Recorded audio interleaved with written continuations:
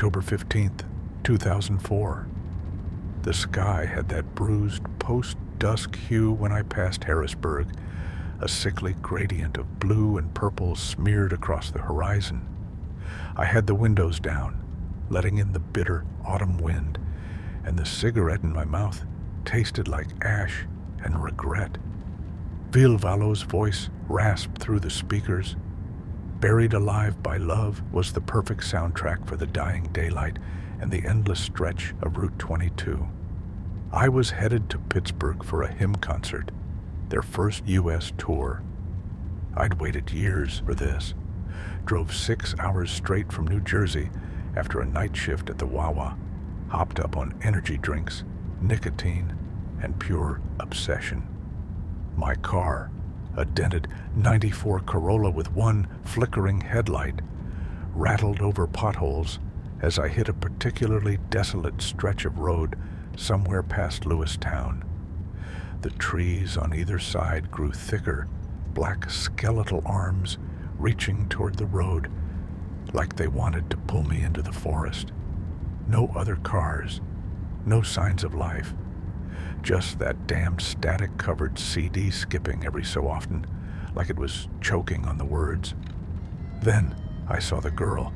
She was standing in the breakdown lane, arms limp at her sides, her long dark hair pasted to her face like it was wet. I braked hard, tires squealing against the cracked asphalt. For a moment I thought I hit her, but no thump, no jolt. She didn't move, just stood there staring at me. I rolled the window down and leaned out. "Hey, you okay?" No answer. I got out. Mistake number 1. She looked young, maybe 16, wearing a tattered hoodie soaked through, despite it not having rained for hours. Her face was wrong. Pale, with eyes too dark and wide-set, like they'd been painted on by someone who'd never seen a real human. Her mouth was stitched shut, real stitches. Crude, black thread looped through her lips, crusted with dried blood. I stumbled back. She raised her hand slowly and pointed past me, behind me. I turned. There was nothing there, just my car, idling, the hymn CD skipping again. When I turned back around, she was gone. I should have left then, turned around, headed back, called someone, anyone. But I was sleep-deprived, strung out, obsessed with getting to that show. I convinced myself it was just a hallucination, a roadside trick of the light. I got back in and floored it, blasting The Funeral of Hearts to drown out my own rising heartbeat. That's when the road stopped making sense. I drove for another 20 minutes, or so I thought. But the gas station I passed just after dusk kept reappearing every few miles. Same broken sign, same rusted-out pickup in front. Same old man sitting in a lawn chair who never looked up. Each time I passed it, I grew colder. The 5th time, I stopped. The old man looked up at me without moving. His eyes were milky, his lips dry and cracking. "You got her on you," he rasped. "What?" He pointed at my car. "She's riding with you now. You let her in." I laughed nervously. "You're insane." He didn't blink. "Route 22 don't go where it used to, not after the drowning. You'll see." That's when I noticed the wet footprints on my back seat. The next time I stopped, it was because my car died. Everything just went dead. Engine, lights, radio, even the clock on the dashboard. I was in the middle of nowhere, hemmed in by dense forest and thick fog that hadn't been there a minute earlier. I opened the hood, not that I knew what I was looking for. That's when I heard the scratching. It was coming from the trunk. Something inside was clawing at the metal. Slow, rhythmic, like nails dragging through flesh. I walked around, every instinct in me screaming to run, to leave the car, to just disappear into the woods. which somehow felt safer. I unlocked the trunk. It opened on its own. Inside was a girl, or what used to be a girl, curled up and twitching. Her skin was bloated, pale, waterlogged. Her face was rotted but familiar, the stitches, the black thread. Her eyes opened and locked onto mine. Then she screamed, muffled, gurgling, like the sound was bubbling up from inside her lungs, filling the air with the reek of brackish, stagnant water. I slammed the trunk shut and ran. I don't remember how I ended up in the barn. One moment, I was running through fog, branches slashing at my face. The next, I was inside a massive, dilapidated structure that groaned with every gust of wind. There were chains hanging from the beams, some stained dark, hooks, bones littering the corners, and something else, a sound, low and throaty, like a growl wrapped in a prayer. I turned and saw them, dozens of them, waterlogged, eyes missing, stitch-faced, mouthless, children, teenagers, adults, all floating a few inches above the dirt floor. They didn't walk. They just moved, glided toward me, arms outstretched. And she was leading them, the girl from the road. Only now her mouth was open wide, torn at the corners, spilling insects and bile. She spoke in a voice that wasn't hers or anyone's. "You brought us to the music." That's when I realized the CD, it was still playing. Join me in death, even though the car had died. I could hear it echoing through the trees, through the fog. The song was like a beacon, and I'd lit it. I ran, tripping over bones and splinters, and behind me I heard the wet slap of feet, not walking, just dragging. They weren't chasing me. They were following, slow and deliberate, like they knew I'd never truly escape. I woke up in a ditch outside Pittsburgh, just before sunrise. My car was there, empty, no sign of damage. The CD was still playing. I made it to the hymn concert that night, stood in a crowd of strangers screaming every lyric with my hoarse voice, pretending I was still human. But in the back of my mind, I could feel them watching. Every face in the crowd looked off, mouths twitching too wide, eyes glassy and stitched. Sometimes, even now, I hear the scratching in the trunk of every rental car, in the walls of whatever motel I crash in. The air always smells faintly of rot, and the music, him specifically, it calls them. I don't listen anymore, but she still rides with me, and every road I take eventually leads me back to Route 22.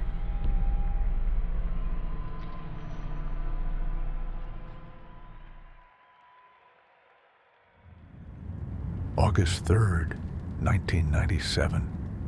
I was still half deaf from the concert when I pulled out of the dirt lot. My ears rang like they'd been stuffed with bees, but the adrenaline hadn't worn off yet. Pantera had torn the roof off the Amarillo Civic Center. Fucking Hostile live was like being baptized in fire. Blood, sweat, and pure metal. It was nearly midnight when I left. I had a 4-hour drive ahead to get back to my place in Lubbock. I didn't care. I was still high off the chaos, the pit, the beer, and the volume. I was alone. Had gone solo since my buddy Darren bailed last minute. Said his cousin OD'd. I didn't press. The roads outside Amarillo were dark and empty. No streetlights, just long stretches of flat nothing. I lit a cigarette and leaned into the driver's seat, my '87 Dodge Daytona humming under me like a mechanical pit bull. I had Phil Anselmo's voice still echoing in my skull. Respect. Walk. That's when I saw the truck, black Chevy, old, squared frame, boxy and high off the ground.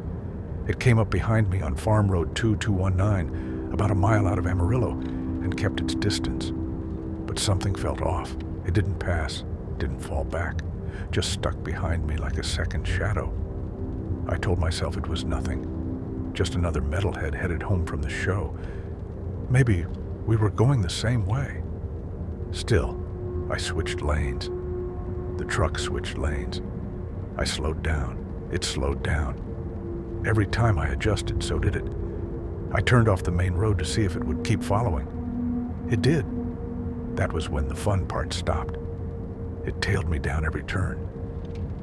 After a while, I cut my lights and pulled into an old feed store parking lot, tucked between silos and fence posts like ribs from a dead animal. I waited. Nothing. 10 seconds passed. 20. Then I saw the headlights again, pulling in slow, real slow. I floored it and tore out the other side of the lot, back onto a side road that twisted through farm country.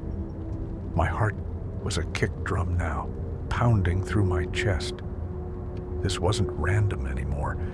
This was intentional. About 20 minutes later, I passed a gas station. Old school, 2 pumps, closed for the night. I pulled in fast, grabbed the payphone near the ice machine and dialed 911. The line was dead. I tried again, the hum of silence. I turned and saw the truck at the edge of the lot. Lights off. I jumped back in the car and peeled out, spraying gravel behind me. I hit 80, then 90. But the bastard was fast. Every time I glanced in the rear view, those 2 dead eyes, his headlights, were there. I turned off again, this time down a dirt road that led through dry fields and old barns. I knew I was off track. I was deep in bumfuck nowhere. But I didn't care. I just needed to lose him. At some point, I didn't see the ditch until I was in it. The car nosedived, front bumper smashing into a rusted pipe hidden in the weeds. The whole chassis groaned like it was dying. I tried to start it again. Nothing. Then came the sound of tires on gravel, slow, deliberate. I ducked down, heart racing, breath caught in my throat. The truck rolled to a stop, maybe 50 feet behind me. It idled there. No door opened. Then the headlights cut off. Silence. I stayed still for what felt like forever. The night pressed in, Texas hot and mosquito-laced. I could hear my pulse in my ears.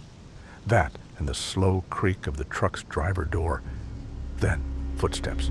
Crunch, crunch, crunch. I bolted, out the passenger side, into the tall weeds and scrub. I could hear him behind me, not running, just walking. Heavy boots, confident, like he knew he'd catch me eventually. I ran until my lungs burned, until I hit a barbed wire fence and tumbled over it, slicing my arm in the process. I kept going until I found an old barn, half collapsed, and crawled into the shadows, burying myself under dry hay and broken pallets. I waited. The footsteps came again. He was whistling. That's when I saw the knife, a big thing, glinting silver in the dark, curved like a gut hook. He walked up to the barn door, shined a flashlight inside. The beam passed right over me once, twice. Then he just stood there. "I saw your shirt," he said. His voice was low, gruff. "Pantera, I like 'em too." Silence. "Want to show you something? You ever seen what it looks like when someone screams with no tongue?" He laughed. I didn't move, didn't breathe. He waited another minute, then walked off. I stayed hidden until dawn. When I finally crawled out, my clothes were soaked with sweat and blood, but the truck was gone. The fields looked almost peaceful, empty again, like nothing had ever happened. I walked 2 miles before I found a road with a farmhouse nearby. The woman who answered the door looked at me like I was a ghost. I probably looked like one. Sheriff came out later, took my statement, asked if I got a plate number. I didn't. They said I must have been hallucinating, panicked, heat stroke. They towed my car, gave me a ride back to Lubbock. But I knew the truth. There was nothing supernatural about it. That man was real. Just a sick bastard who followed someone home from a show. Maybe looking for a victim. Maybe just passing the time. He picked me because I was alone. Because I was easy. Because I made the mistake of thinking the scariest thing that night would be a mosh pit. I never went to another show alone. And I never listened to Pantera without seeing those headlights again.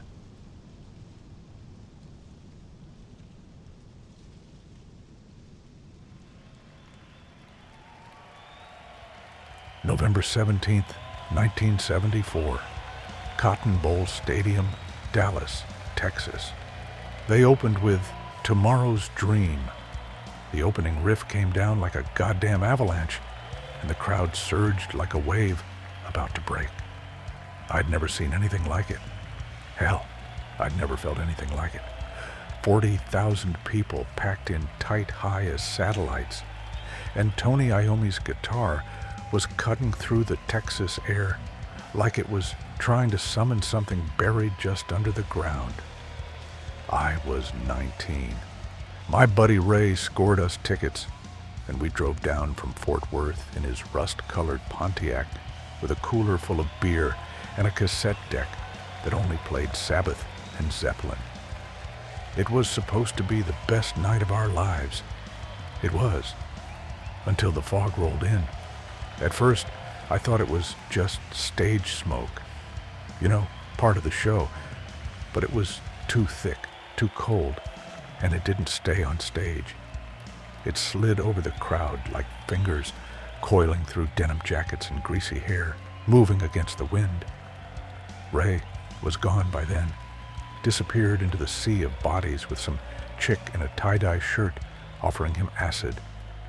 I was alone, right up near the front, getting pushed and pulled by the crush. I didn't mind. Ozzy was belting out Snowblind, and I felt like I was vibrating on the same frequency as the band. But then, people around me started acting weird.